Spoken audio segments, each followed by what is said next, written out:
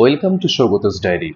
আজকে এই ভিডিওতে পশ্চিম মেদিনীপুর জেলা সম্পর্কে আমরা জানবো। যে কোনো কম্পিটিটিভ এক্সামের ইন্টারভিউ যখন আপনি যাচ্ছেন, সেখানে কিন্তু আপনার জেলা সম্পর্কে আপনাকে জেনে যেতেই হবে। আমি আমার প্লেলিস্টে প্রত্যেকটি জেলা সম্পর্কে সমস্ত তথ্য দিয়ে যাচ্ছি। প্লেলিস্টে গেলেই আপনারা নিজের জেলাটা খুঁজে নিয়ে সেখান থেকে কিন্তু সমস্ত তথ্য আপনারা এক জায়গায় করতে পারবেন।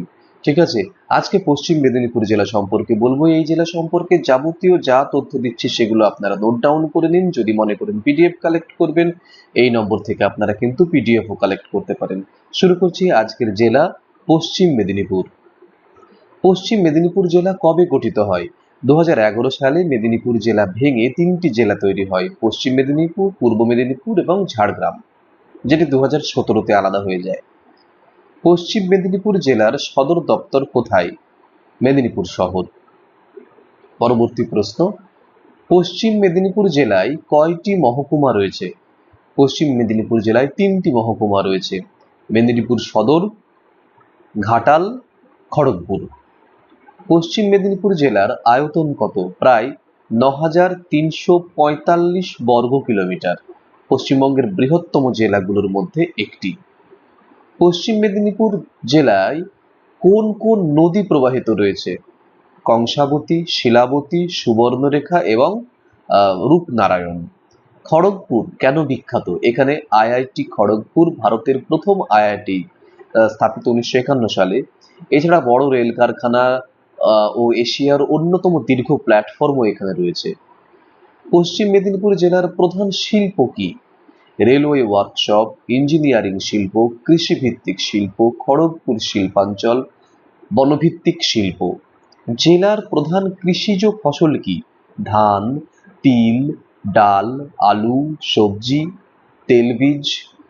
পশ্চিম মেদিনীপুর জেলার জনসংখ্যার একটি গুরুত্বপূর্ণ বৈশিষ্ট্য কি? এখানে আদিবাসী জনসংখ্যার একটি বড় অংশ রয়েছে: ওরাও, মুন্ডা, সাঁওতাল ইত্যাদি। জঙ্গলমহল কোন অঞ্চলকে বলা হয়? পশ্চিম মেদিনীপুরের দক্ষিণ পশ্চিম অংশ, ঝাড়গ্রাম ও বাঁকুড়ার সন্নিহিত বনাঞ্চলকে জঙ্গলমহল বলা হয়। গোপীবল্লভপুর কেন পরিচিত? জঙ্গলমহলের গুরুত্বপূর্ণ এলাকা এবং বিপ্লবী আন্দোলনের ঐতিহাসিক কেন্দ্র ছিল। পরবর্তী প্রশ্ন, বিদ্যাসাগরের জন্মস্থান কোথায়?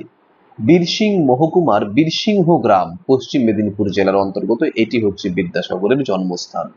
বিপ্লবী খগেন দত্ত, মাতঙ্গিনী হাজরার সঙ্গে এই জেলার সম্পর্ক কি? এরা এই জেলার স্বাধীনতা সংগ্রামী।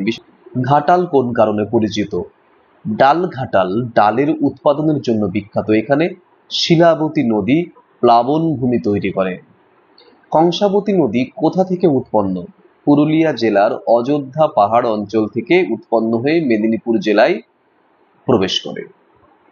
পরবর্তী প্রশ্ন, পশ্চিম মেদিনীপুরের গুরুত্বপূর্ণ বন কোনটি? ঘাটশিলা, বেলদা, বিষ্ণুপুর সংলগ্ন শাল, সেগুন মিশ্র অরণ্য, জঙ্গলমহল অঞ্চল। ওকে। পশ্চিম মেদিনীপুর জেলার গুরুত্বপূর্ণ উৎসব এবং সংস্কৃতি কি? ছৌ নাচ, ঝুমুর, টুসু গান, বনবিবি পূজা, মেদিনীপুরের মাটির ঘোড়া। মেদিনীপুর শহর কোন কারণে বিখ্যাত? এখানে পুরনো রাজবাড়ি, মেদিনীপুর কলেজ, শ্যামবাজার, প্রাচীন মন্দির এবং প্রশাসনিক কেন্দ্র হিসেবে পরিচিত। পরবর্তী প্রশ্ন, পশ্চিম মেদিনীপুর জেলার পরিবেশগত সমস্যা কি রয়েছে? বনভূমি হ্রাস, নদীর ভাঙন, শিলাবতী কংসাবতীর বন্যা এবং জল সংকট।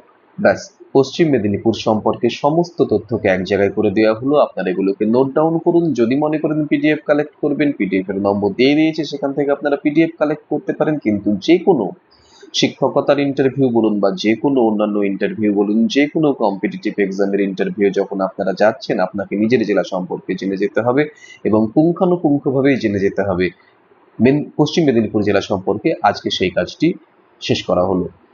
ভিডিওটি ভালো লেগে থাকলে লাইক করবে, কমেন্ট করবে, বন্ধু বান্ধবদের সঙ্গে শেয়ার করবে এবং চ্যানেলে যদি নতুন হন তাহলে চ্যানেলটি অবশ্যই সাবস্ক্রাইব করবেন। বেল আইকনটি প্রেস করে রাখবেন যাতে সবার আগে নোটিফিকেশন আপনার মোবাইলে পৌঁছায়। ভালো থাকুন, দেখা হচ্ছে পরের ভিডিওতে খুব তাড়াতাড়ি।